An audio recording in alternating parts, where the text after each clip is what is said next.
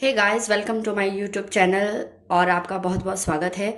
और देखिए, आज मैं आपके लिए लेकर आई हूँ बहुत ही टेस्टी और शानदार झटपट से बन जाने वाली, बिना किसी सर दर्द और बिना किसी परेशानी के। क्या है ये चीज़? ये है इंस्टेंट कलाकंद। और इसे हम किस चीज़ से बनाकर तैयार करेंगे, उसके लिए तो आपको पूरा वीडियो ही देखना पड़ेगा। तो चलिए फ्रेंड्स, जल्दी से बिना देर किए फटाफट से वीडियो को शुरू करते हैं। सबसे पहले हमने ले लिया है एक पैन और उसके अंदर मैंने थोड़ा सा पानी डाल दिया है ताकि जो दूध है वो नीचे लगे नहीं। और अब हम इसमें डाल लेंगे 1 लीटर दूध। इंस्टेंट कलाकंद बनाने के लिए आप चाहें तो फुल फैट क्रीम दूध का भी इस्तेमाल कर सकते हैं। मैं आज नॉर्मल रेगुलर दूध का इस्तेमाल कर रही हूँ। अब हम इसे गैस पर रख देंगे और फ्लेम को फुल कर देंगे। इसे लगभग हमें आधा होने तक अच्छे से बॉईल कर लेना है और गाढ़ा कर लेना है। और ये मैंने ले लिया है 200 ग्राम पनीर। मैं आज मार्केट के पनीर का इस्तेमाल कर रही हूँ। आप चाहें तो घर पे निकाले हुए पनीर का भी आप इस्तेमाल कर सकते हैं। सबसे पहले हम इसके स्लाइसेस कर लेंगे और उसके बाद इसे मिक्सर जार में डालकर इसका एक फाइन पेस्ट तैयार कर लेंगे।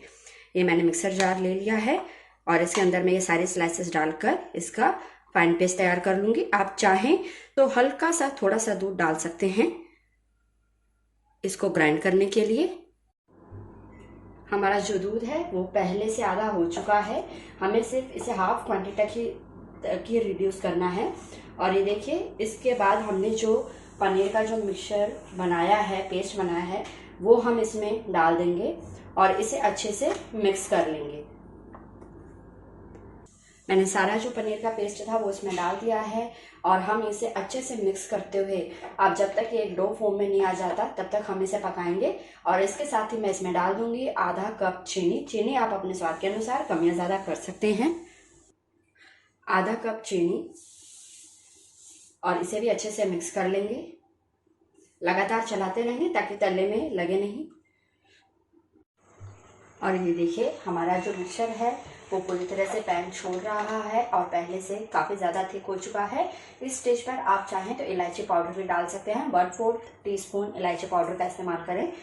मेरे घर पे थोड़ा इलायची का फ्लेवर कम ही पसंद किया जाता है, इसलिए मैं नहीं डाल रही हूँ।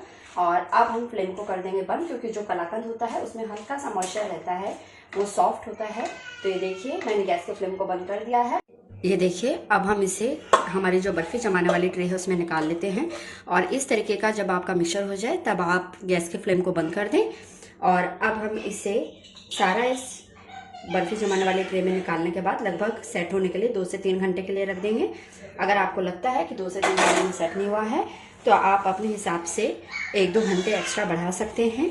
और ये बिल्कुल मत सोचिएगा कि इसमें ये जो रिलीज़ हो रहा है, जो थोड़ा बहुत नमी बाकी है वो, क्योंकि फ्रेंड्स हमने कलाकंद खाया है, हमें पता है कि उसमें नमी रहती है, मॉइस्चर रहता है थोड़ा। तो ये देखिए, इस तरीके से इसे प्रेस करते हुए हम सेट होने के लिए छोड़ देंगे। और आप चाहें तो इसे पिस्ता की कतरन से या सिल्वर वर्क से डेकोरेट कर लें। हमारा कलाकंद सेट होकर पूरी तरह तैयार है। इसे मैंने सिर्फ 1 घंटे के लिए छोड़ा था गाइस। और ये देखिए, ये बिल्कुल अच्छे से सेट हो चुका है।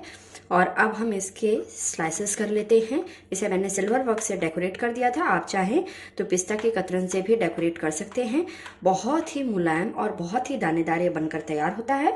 बस आप पूरी टिप्स एंड ट्रिक्स का ध्यान रखिएगा, नहीं तो कई बार क्या होता है कि जब आप पूरी तरह इसका मॉइस्चर सुखा देते हैं तो ये थोड़ा ड्राई ड्राई बन जाता है और थोड़ा हार्ड भी हो जाता है। तो इस चीज़ का पूरा ध्यान रखिएगा। और ये देखिए, मैंने इसके स्लाइसेस कर लिए हैं। अब हम इसे सर्विंग डिश में निकाल लेते हैं। और गाइस, अगर आपको मेरी रेसिपी पसंद आती है तो प्लीज़ वीडियो को ज़्यादा से ज़्यादा लाइक करें, शेयर करें। मेरे चैनल को सब्सक्राइब करना बिल्कुल भी ना भूलें।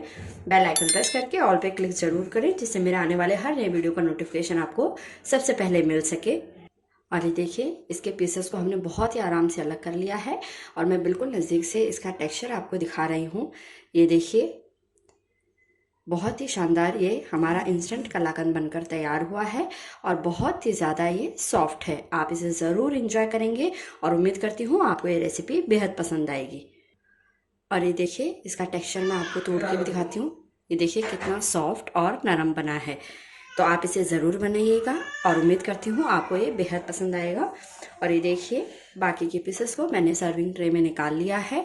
तो इस तरीके से आप भी इस रेसिपी को एंजॉय कीजिए। अगर आपको कोई भी प्रॉब्लम आती है तो मुझे कमेंट बॉक्स में कमेंट ज़रूर करें, मैं उसका ज़रूर रिप्लाई करूँगी। फिर मिलते हैं एक नई रेसिपी के साथ में, तब तक के लिए take care and bye bye.